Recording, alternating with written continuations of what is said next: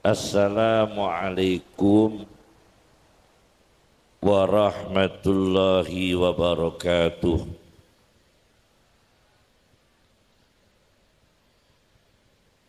Bismillahirrahmanirrahim. Alhamdulillahi rabbil alamin. Wassalatu wassalam ala sayyidina wa habibina Muhammadin wa ala alihi wa ashabihi ajma'in, amma ba'd. Yang saya hormati para ulama, para kiai, Kiai Haji Sobi bin Kiai Haji Abdul Aziz bin Kiai Mansur, Kiai Taufik, Kiai Hakim, dan Bapak Kapolres atau yang wakili, Bapak Camat atau yang wakili, para wali santri, para santri, seluruh hadirin yang diberkahi Allah, semoga panjang umur, diberi sehat oleh Allah, diberi ilmu yang bermanfaat, barokah orang tuanya, barokah rizkinya, barokah ibadahnya, tentu menjadi santri-santri yang dimuliakan Allah di dunianya, dimuliakan Allah di akhiratnya. Pertama, saya akan menyampaikan satu hadis Nabi. Ini hadis yang sangat penting. Di dalam kitab Al-Mu'jamul Kabir karya At-Tabarani.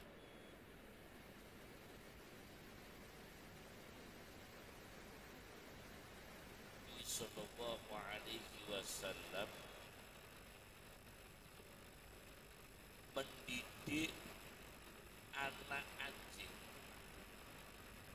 mendidik anak anjing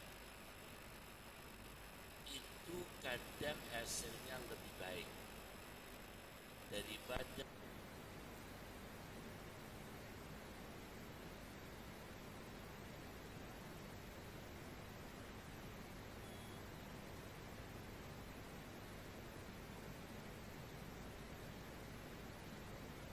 pelacak. Ada anjing yang bisa mendeteksi ganja, ada anjing yang mengetahui penjahat. Tentu Pak Polisi lebih tahu ini ya. Tetapi mendidik manusia, mendidik anak kandungnya sendiri belum tentu bisa. Hadis Nabi. Bahkan dalam satu hadis Kiai, saya pernah melihat satu hadis Nabi, orang yang paling menjauhi ulama adalah keluarganya sendiri. Begitu. Dan tetangganya sendiri.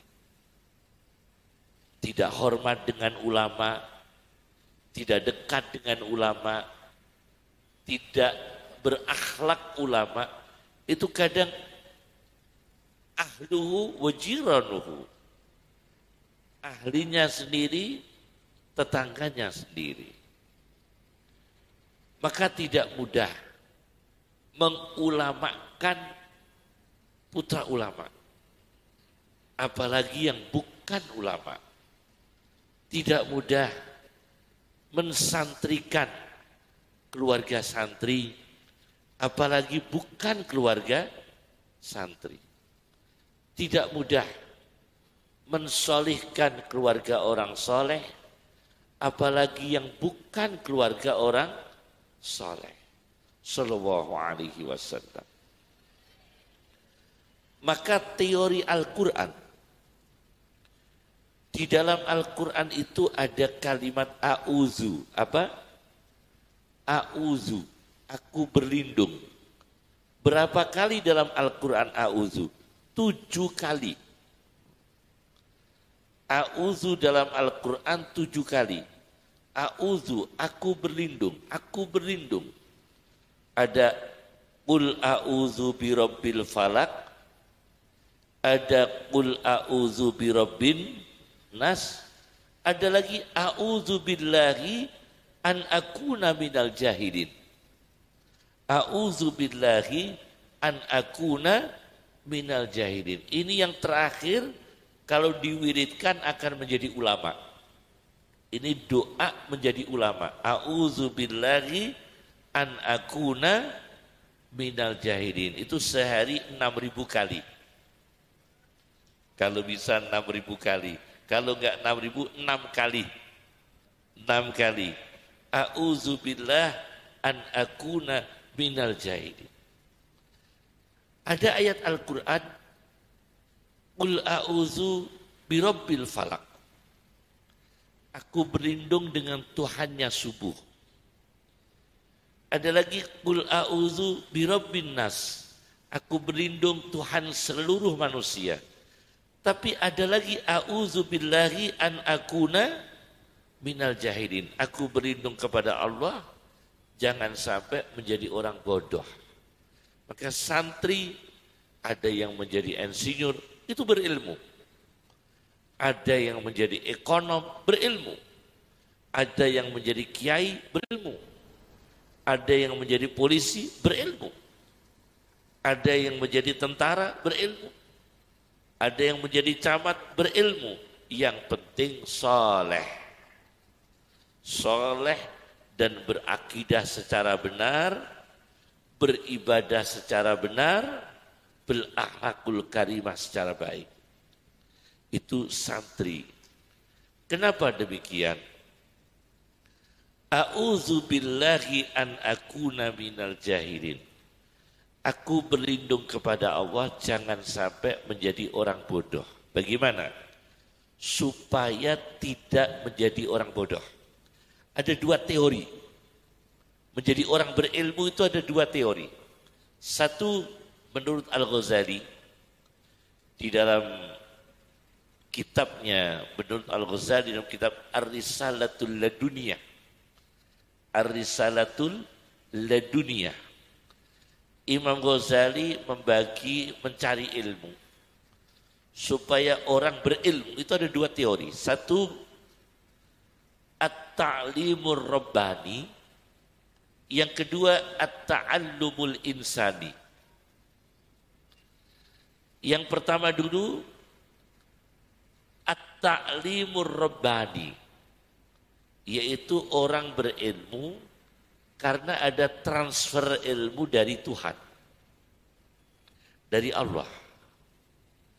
Ada pengajaran ilmu dari Allah. Ada aliran ilmu dari Allah. Menurut Imam Ghazali, teori ini itu mudah melalui ibadah. Kalau ibadah banyak, ilmunya menambah. Itu kalau orang berilmu. Jadi kalau orang sudah berilmu seperti Ibnu Sina dengan segala kekurangan, saya kutip Ibnu Sina dengan segala kekurangan, beliau mengarang kitab Al-Qanun fit Tib dalam bidang kedokteran, Asy-Syifa dalam bidang filsafat, tapi beliau secara akidah, maaf, rapotnya merah, ya. Ibnu Sina itu dalam bidang akidah rapotnya merah. Sajennya bagus, akidahnya yang tidak bagus. Tapi beliau itu kalau riset kedokteran, apabila mengalami kesulitan, beliau larinya ke Quran. Langsung baca Quran. Supaya ada ilham dari Allah. Begitu riset kedokteran, sulit, lari ke Quran, supaya ada ilham dari Allah. Ada ide dari Allah. Ada inspirasi dari Allah. Itu Ibnu Sina. Kemudian ilmu taklim Rabbani ini pengajaran langsung dari Tuhan itu melalui ibadah, melalui riyadhah, tirakat. Melalui tirakat. Maka benar kenapa pesantren itu sederhana. Itu benar kalau metode ini diterapkan. Kenapa santri itu diterapkan hidup sederhana?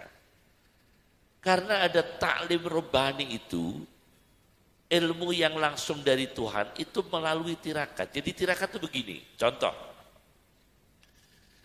Nabi kita itu tidak pernah makan gandum yang diselep. Tidak pernah. Gandum yang diselep. Pasti yang kasar. Karena riyadhah, tirakat. Kemudian Nabi kita itu subhanallah, meskipun tidak punya dosa, beliau itu ibadah tahajud sampai kakinya bengkak. Riyadhah. Karena bertambah ilmu terus. Nabi kita itu sallallahu alaihi wasallam, meskipun beliau itu yang dapat wahyu, tapi beliau itu sering mendengarkan sahabatnya membaca Quran. Aneh kan? Jadi Nabi kita itu kan yang punya wahyu. Tapi beliau itu senang mendengarkan Quran dibaca orang lain. Ini riyadhah, tidak punya ego. Maka orang berilmu riyadhahnya apa? Jangan punya ego. Jangan punya hati sombong. Supaya mendengarkan siapa yang menyampaikan ilmu. Kiai siapa menyampaikan ilmu kita dengarkan. Bahkan saya itu Pak, kalau pulang dari Jumatan di kampung-kampung orang awam, saya dengarkan hadis per hadis, ayat per ayat. Pulang ke rumah, saya lihat lagi hadis ini apa nasihatnya. Meskipun yang khutbah itu orang awam. Mungkin grade-nya bukan grade ulama, bukan level ulama, tapi kita memuliakan ini sebagai ilmu, sebagai riyadhah kita, tirakat kita supaya kita tambah ilmu, yaitu dengan tirakat. Yang ketiga, orang tambah ilmu mendapatkan taklim robbani itu menyenangkan orang ulama, orang alim, itu akan dapat ilmu. Bersedekah kepada orang alim, dia akan diganti dengan ilmu. Itu mah ada. Maka Imam Nawawi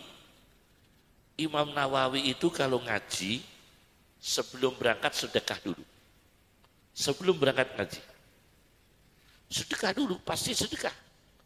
Sebelum berangkat ngaji, Imam Nawawi sedekah di jalan dengan niat, ya Allah, semoga saya tidak tahu kekurangan kiai saya, supaya tidak tahu kekurangan kiai saya. Akhirnya bersedekah, diniatkan untuk kiainya. Itu cepat tambahnya ilmu. Jadi jangan malah kiainya dimaklari. Kadang-kadang aneh, santri jadi pengusaha maklari kiai ini.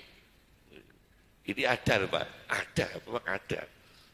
Kiai dimaklari santri ini, jangan sampai. Justru santri itu bersedekah, meniatkan supaya tidak tahu kekurangan para ulama. Supaya apa? Hatinya bersih dengan ulama. Kalau hatinya bersih dengan ulama, maka Allah akan menurunkan ilmu dalam hatinya. Karena dia bersih terhadap ulama. Itu namanya taklim robbani. Ada lagi taklim robbani melalui pertama tadi riyadhah, ibadah, riyadhah, sedekah. Yang ketiga adalah, yang keempat, taklim robbani adalah mendapatkan ilmu transfer dari Allah, ialah dengan cara tahdibun nufus, kesucian jiwa. Itu mudah. Ilmu laduni mudah turun. Karena kesucian jiwa. Jadi kalau ada orang hatinya keruh, pendengki, Pinter bukan laduni. Laduni tidak bisa masuk. Laduni tidak bisa masuk pada hati yang keruh. Ilmu laduni itu hanya masuk pada hati yang bersih. Iya'lamillahu fi qulubikum khairan yu'tikum khairan. Jika Allah mengetahui dalam hatimu baik, Allah akan memberi baik. Iya'lamillahu fi qulubikum khairan yu'tikum khairan. Itu teorinya. Nah, ini ta'lim rabbani. Yang kedua, ta'lim ta'allumul insani, yaitu belajar yang lumrahnya manusia. Dengan apa? Dengan 3 cara. Satu, dengan membaca, Iqra. Baca. Baca kitab yang sebanyak-banyaknya. Saya dengarkan tadi, Masya Allah, itu barokah sekali. Imriti masih dipelihara, Alfiyah dipelihara, Fathul Qarib dipelihara. Tadi saya sowan ke Gus Hakim, Gus Kikin, saya matur, kalau Mbah Hasyim Asy'ari itu setiap jam 2 siang mengajar Fathul Qarib. Kenapa Fathul Qarib? Karena difutuh oleh Allah. Fathu itu dibuka. Fathul Qarib dibuka oleh Allah yang maha dekat. Kemudian kiai-kiai dulu memilih Fathul Mu'in, difutuh lagi. Difutuh itu dibukakan ilmu oleh Allah yang maha penolong. Kemudian Fathul Wahab, Fathu lagi. Padahal kitab fikih itu selain itu banyak, tapi tidak menjadi kurikulum di pesantren. Karena tafaulnya para kiai. Kiai dulu jarang mengajar muhadzab, mohon maaf. Jarang sekali mengajar fikih, studi muhadzab. Jarang, apalagi tambih. Tambih itu kan studi fikih terstandar dunia. Kalau dunia belajar fikih Syafi'i itu tambih. Tapi pondok pesantren tidak mengajarkan tambih itu. Dulu tidak mengajarkan. Fathul Qarib, Fathul Mu'in, Fathul Wahab. Anehnya begitu. Nahwunya tidak nahwu Sibaweh. Nahwunya tidak nahwu Sibaweh atau Khalil atau para ulama nahwu yang lain. Balaghahnya tidak balaghahnya orang-orang yang Masya Allah ya, tapi yang dimengerti dengan tafaul tadi. Jauhar maknun, mutiara yang tersimpan. Itu kiai-kiai dulu memilihkan kurikulumnya. Sampai ya orang belajar kitab membaca itu, dengan membaca itu banyak hasil ilmunya. Saya cerita ya, ada ulama namanya Syekh Sulaim Ar-Razi. Ada sebuah kitab berjudul Sholahul Ummah fi Uluwil Himmah. Kebaikan suatu bangsa di dalam cita-cita yang tinggi. Itu ada kitab karya Dr. Sayyid bin Husain Al-Affani. Dr. Sayyid bin Husain Al-Affani. Itu menulis sebuah kitab tentang cita-cita ulama. 7 jilid besar. Saya baca di situ ada ulama bernama Sulaim Ar-Razi. Sulaim Ar-Razi itu ketika sedang mengaji kitab, sedang menulis kitab, pulpennya rusak. Pulpennya rusak, sedang menulis kitab. Pulpennya rusak, penanya rusak, atau mangsinya habis, atau rusak, sedang diperbaiki, beliau berhenti tidak membaca kitab, tidak menulis kitab, karena pulpennya sedang rusak. Tapi mendadak ada kucing datang, seekor kucing datang, menggerak-gerakkan bibirnya. Kucing itu menggerak-gerakkan bibirnya.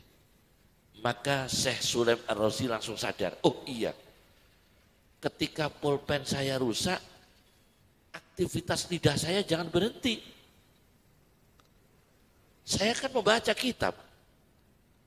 Ketika saya menulis pulpennya rusak, jangan berhenti. Kucing saja lidahnya bergerak-gerak. Maka beliau langsung membaca. Membaca, berzikir, membaca ilmu. Meskipun pulpennya rusak, pokoknya jangan berhenti dari ilmu. Nyuwun sewu, saya baca lagi ada satu kitab, Qimatuz Zaman. Harga waktu indal ulama, menurut para ilmuwan. Karya orang Riyadh Abdul Fattah Abu Ghuddah. Itu ada ulama yang setiap malam ahli hadis itu kalau makan disuapi bakyunya, disuapi saudara perempuannya. Tidak pernah makan pakai tangan sendiri karena tidak mau berhenti menulis ilmu. Jadi nggak terus nulis ilmu sampai nggak sempat nyendok sendiri. Jadi kalau makan didulang saudaranya, didulang. Karena nggak mau berhenti menulis ilmu. Ada ulama begitu. Jadi ada ulama yang full ilmu. Dan kita kan enggak. Kita ini yang seharusnya dibaca nggak dibaca, yang nggak perlu dibaca dibaca. Jadi waktu kita ini al ilmu nurun, ilmunya menurun. Bukan ilmu bercahaya, tapi al ilmu melorot. Ilmunya menurun. Al ilmu nurun. Ilmunya menurun. Pastinya enggak. Ulama itu kalau enggak tangannya dapat ilmu, lidahnya dapat ilmu, matanya dapat ilmu. Allama bil qalam. Iqra allama bil qalam. Jadi pertama iqra, terus bil qalam, terus yang ketiga adalah tafakkur. Afala yatadabbaruna al-Qur'an. Berpikir, menganalisis. Itu perlu sekali. Ilmu menganalisis. Itulah sebagai awal ceramah saya belum ceramah, baru pembukaan. Amma ba'du. Baru pembukaan nih ya. Belum diulas nih ya. Baru pembukaan tentang bagaimana ilmu itu masuk pada manusia melalui dua teori, yaitu at-ta'allumul insani, pembelajaran manusia, at-ta'limur rabbani, pengajaran ilmu langsung dari Allah Subhanahu wa ta'ala. Sekarang kita akan memasuki yang kedua, yaitu mengulas tentang teori-teori tadi. Ada ulasan begini. Manusia itu kan diberi otak. Bahasa Arabnya otak itu dimag. Otak itu dimag. Menurut Imam Razi, Fakhruddin Ar-Razi, di dalam tafsirnya Mafatihul Ghaib Dir-Razi atau tafsir Fakhrur Razi, bahwa di dalam otak itu ada sarafnya yang menghubung ke hati. A'sab tattasilu ilal qalb. Jadi au kama qal, ada saraf-saraf dari otak menuju ke hati. Nah, di manakah tempat ilmu itu? Ini pro kontra sampai sekarang. Saya pernah bincang-bincang dengan sahabat saya yang sangat dekat dengan saya muliakan, Dr. Abdul Hafid Bajamal. Nah, itu profesor bedah saraf yang top ya sekarang di Indonesia ya, Abdul Hafid Bajamal. Arab Kiai, Arab Abdul Hafid Bajamal. Itu orang Surabaya. Orang Palu aslinya itu beliau, tapi guru besar di UNER. Beliau ini yang tanya ke saya langsung, bagaimana Kiai ya? Saya ilmuwan. Setahu saya ilmu itu di otak. Ilmu di otak, ma'rifat itu di otak. Tapi teks Islam di hati. Tinggal satu Kiai, bisakah hati dimaknai otak? Nah ini, itu kan harus pendekatan bahasa, lughat. tidak kita temukan, Pak. Hati itu bahasa Arabnya kolbun. Bahasa Arabnya hati apa? Kolbun. Bahasa Arabnya otak, dimagun. Itu di dalam kamus apapun tidak dijumpai. Silakan dilihat dalam kamus, mulai kamus yang dasar. Kamus Misbahul Munir, karya Al-Fayumi, enggak ketemu. Naik lagi, kamus Mukhid, Al-Fairuz Zabadi, enggak ketemu. Hati dimaknai otak itu enggak ketemu. Naik lagi, kamus yang lebih besar, Lisanul Arab, Ibnu Mandur, enggak ketemu. Karya orang Afrika. Naik lagi kamus Tajul Arus fi Syarhil Qamus Az-Zabidi, tidak ketemu. Sampai kamus-kamus itu dilihat, tidak ketemu, tidak dijumpai bahwa hati itu dimaknai otak. Tetapi mohon maaf, Rasulullah SAW itu mengisyaratkan tidak dirubah hati, tidak dimaknai otak menurut Rasulullah SAW. Dan itu yang dikemukakan oleh Ar-Razi di dalam kitab Al-Matalibul Aliyah karya Fakhruddin Ar-Razi, bahwa memang ilmu itu di hati, cuma otak itu merekam. Jadi melalui panca indera, mata lihat Quran, lihat Imriti, lihat Bulughul Maram, lihat Alfiyah, lihat Juman, lihat Fathul Mu'in, lihat Milhatul I'rab, Unwanud Dharaf, ada diajarkan ya, fi ilmi saraf dan sebagainya, dibaca. Atau telinga, kiai dawuh, ulama dawuh, kita serap. Masuk ke otak, masuk ke hati. Itu ilmu. Itu kalau pendekatan syariah Nabi Sallallahu Alaihi Wasallam. Nah, karena demikian, di dalam kitab Hayatul Hayawan karya Ad-Damiri, ada kitab Hayatul Hayawan karya Ad-Damiri, ada hadis, dijumpai hadis bahwa orang berdosa itu setiap dosa hatinya itu ada bintik-bintiknya, noda. Jadi kalau kita berdosa satu kali dosa, ada nodanya, nuktah berwarna hitam. Berdosa lagi, ada noda hitam lagi. Berdosa lagi, ada noda hitam lagi. Maka orang yang sering dosa itu organnya cepat rusak. Betul, Pak. Betul. Orang korupsi itu kan tidak cocok dengan penyakitnya. Lu tidak cocok, Pak, dengan penyakitnya. Mohon maaf. Orang dolim itu tidak cocok dengan penyakitnya. Banyak penyakit. Karena dosa itu akan merusak organ hati. Dan organ hati inilah yang menghalangi ilmu. Maka Imam Syafi'i benar bahwa Waqi' menyarankan tarkul ma'asi, meninggalkan maksiat, itulah jalan satu-satunya yang terbaik untuk memudahkan ilmu masuk dalam hati manusia. Dalam hati manusia. Kemudian ada kasus lagi. Di Iran, mohon maaf ya, di Iran itu ada mudin, Pak. Tahu mudin? Di sini apa? Yang tugas memandikan mayat itu. Mudin ya. Di Iran itu ada mudin. Di dalam satu kitab di Iran itu ada mudin. Mudin ini khusus memandikan mayat ahli sunnah.